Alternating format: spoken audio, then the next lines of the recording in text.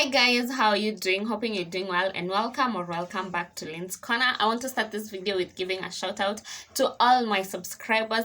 Thank you very much for supporting me and being part of this channel. If you've not yet subscribed, kindly hit the subscribe button below and make sure you turn on the notification bell so that every time I upload a video you can get notified about it. In this video I'm going to be talking about relationship attachment styles. This is for everyone who did not make it to the webinar we held with a good friend of mine named Sylvia to talk about relationship attachment style. So if you did not make it to the webinar, this video is for you. And also for those people who came to the webinar, also I want to give a whole big thank you to you all. The webinar will not have been if you people did not come. So thank you very much. This is also for you. It's a reminder of what we learned in the webinar, of what I shared. So make sure you stay tuned up to the end of the video to learn on everything that I am going to talk about. So relationship attachment styles are the characteristic way in which people relate to others in the context of intimate relationship. Basically, this is how you relate with an intimate partner, a boyfriend, a girlfriend, a wife, a husband, all those things, yeah?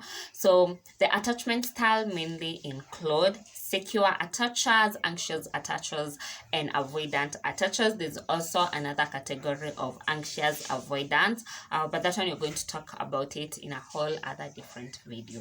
So attachment styles were thought to be as a result of our upbringing, basically how you are brought up as a child, and they are a result of your relationship with your caregiver. So if your parent was sensitive, if your parent was available, responsive, loving, they give you that chance to be a child and to grow, nurturing you in a way that you felt supported, you were to develop, or you developed a secure attachment style. If your parent was inconsistently responsive, if they were the hot and cold kind of parent, the parent who 1 minute they're supporting you, the other minute they're out. If they were the parent who like give you a lot of conditions of worth, if you have been consistent in this channel, you know what I mean by conditions of worth.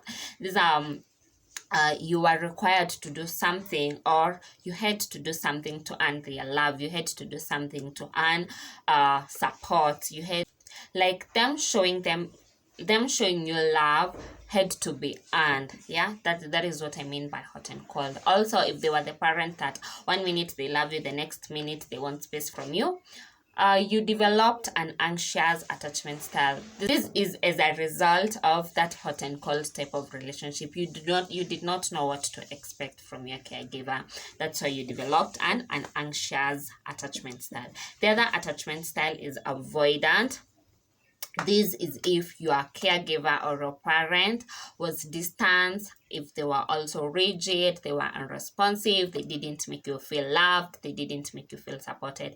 As a child, you developed an avoidant attachment style. Yeah. So far, I think I have explained what the types of attachment style and their results. Now I'm going to go deeper in each attachment style: the anxious, the avoidant, the secure.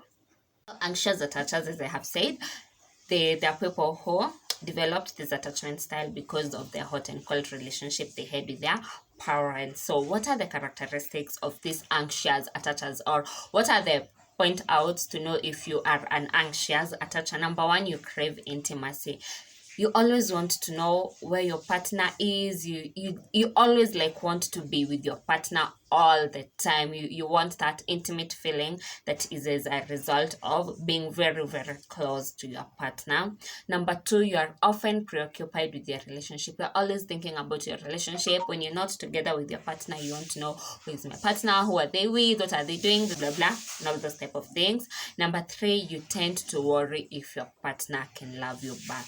You see, the thing with an anxious attacher, it's like you want your partner to fulfill a part of loving yourself that healthily you're supposed to be the one giving that type of love to yourself. But now, since you can't trust yourself enough to give yourself that love, you want your partner to fill in that gap that you are unable to fulfill yourself. So you tend to worry about if your partner will love you back in that way, in that like filling this void of love that you're the one who's supposed to be giving yourself, or your caregiver was the one who was supposed to give it to you. And now that they didn't give it to you, you expect your partner to be the one giving you this love.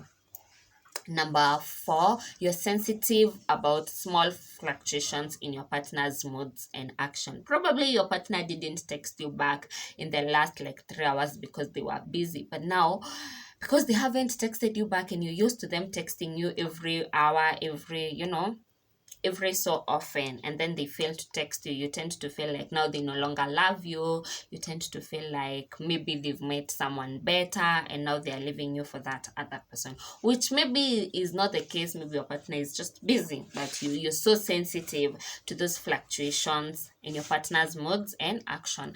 The last characteristic I'm going to give is you tend to experience a lot of negative emotions in the relationship. What do I mean by you tend to experience a lot of negative emotions?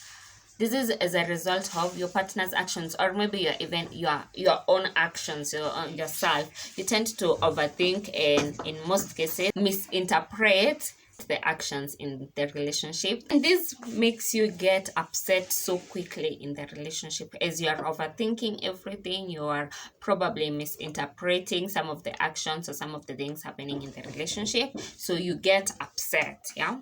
So now that we have understood the characteristics of anxious attachers, let us learn the characteristics of avoidant attachers. So avoidant attachers, we've said that they are people who their parents didn't form a close relationship with them when they were children. So now even in adulthood, they do not know how to form this close, intimate relationship with a potential partner or with a partner. So what are their characteristics? Number 1, they are uncomfortable with intimacy. They do not want that closeness. They do not want to be vulnerable to you. They tend to keep you at arm's length as they are not comfortable with intimacy. Number 2, they are overly independent. This is a person who you are dating, but they do not let you in their life. They want to have that sense of independence even though they are in a relationship. Number 3, they prefer autonomy to initiate relationship. These are people who they're the ones who want to approach others. They don't want to be approached, as they feel like you want to come in their personal space. So they prefer when it's them who are the one leading or initiating intimate relationship. Number 4, they tend to keep their partners at arm's length. These are people, they don't want you so much in their personal space. They don't want you so much in place where they feel like you with them, you are intruding like a private space that they have built for themselves, as they didn't know what it means to have someone so close to them, as their caregivers were not so close, or they didn't form that intimate relationship with them. So they do not know how to be in an intimate relationship, basically. Another characteristic is they do not spend much time worrying about romantic relationship or about being rejected, as already they do not know how to be in an intimate space. So how will they worry about this romantic relationship? And the last characteristic is they do not open up to their partners, and the partners often complain that they are emotionally distant. Again, this is because they do not know how to be in an intimate relationship, so they will not be comfortable in having like vulnerable conversations, or conversations where they feel like they are letting their partners in their lives. They feel like having those conversations is an ache, so they do not have these conversations, and hence their partners feel that they are emotionally distant. Secure attachers, the best attachment style, which again, there are people in the world who have it, and actually a majority of people in the world have this attachment style. Number 1, they are very comfortable with intimacy. They are capable of trust. They have positive view of self and others.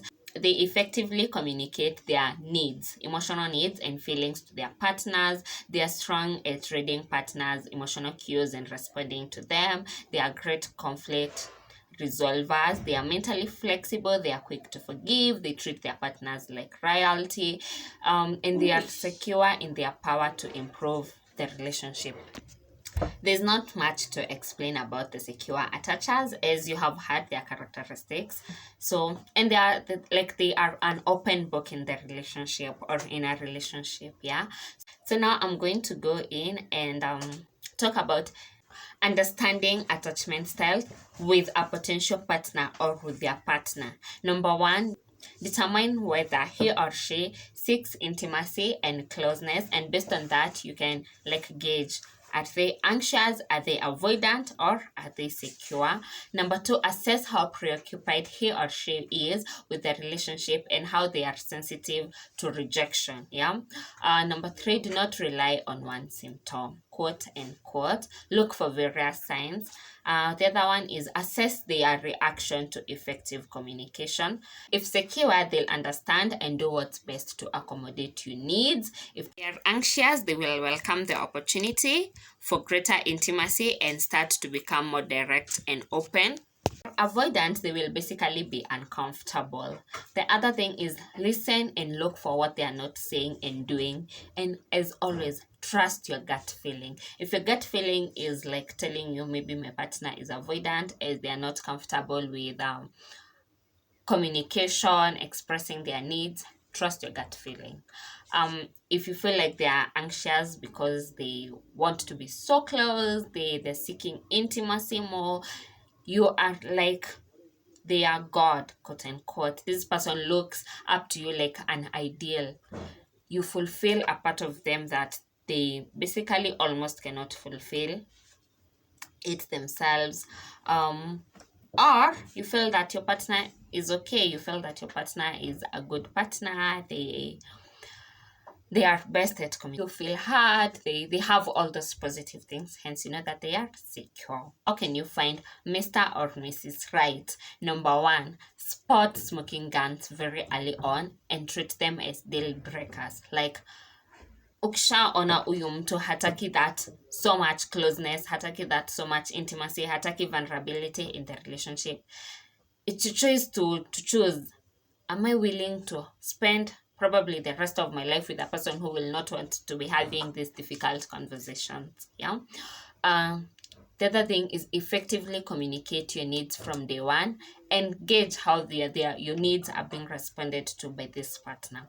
The other thing is subscribe to the belief that there are many potential partners who will make you happy. Not this one person who you have been stuck with for the past, I don't know how many months, Julie, and you don't want to leave them. There are many people who will treat you right. If you feel that you're not being heard in this relationship, if you feel like your needs are not being met, if you feel like you want more time with your partner, and this person, you know that they can make that time for you, but they're not doing it, there are many other people in the world who can make you happy. You do not have to be stuck there. The other thing is never take blame for a partner's offensive behavior. If a partner is not treating you right, that's on them. That's on them, and it's up to them to work it up or do better. Do not take a blame. Don't say ati alifanya hivi kwa sababu pia mimi nilifanya, o pengine amekuwa akinipea silent treatment. By the way, silent treatment is not healthy in a relationship. If you're giving your partner silent treatment, or if your partner is giving you silent treatment, you have to do better for you. Like you should be treated. And if they're being offensive, maybe verbally, emotionally, or maybe even physically, it's them, it's not you. So never take a blame for a partner's offensive behavior. And lastly, expect to be treated with respect, dignity, and love. Those are the bare minimums. That's the bare minimum someone can give you in a relationship. So expect to be treated with respect, dignity, and love. Thank you for staying tuned up to the end of this video. I hope you have learned something concerning attachment style. This is not all that we learned in the webinar. I just have taken some few highlights of what we did in the webinar. So next time when I post that I have a webinar on my social media platforms, you come so that you can learn everything, because I promise you this is like a quarter of what we did in the webinar. And also in my webinars, we have a question and answer space, having them answered. But if you have questions, like right now, you can type them on the comment section below and I will answer you. So see you in my next video. Bye bye guys.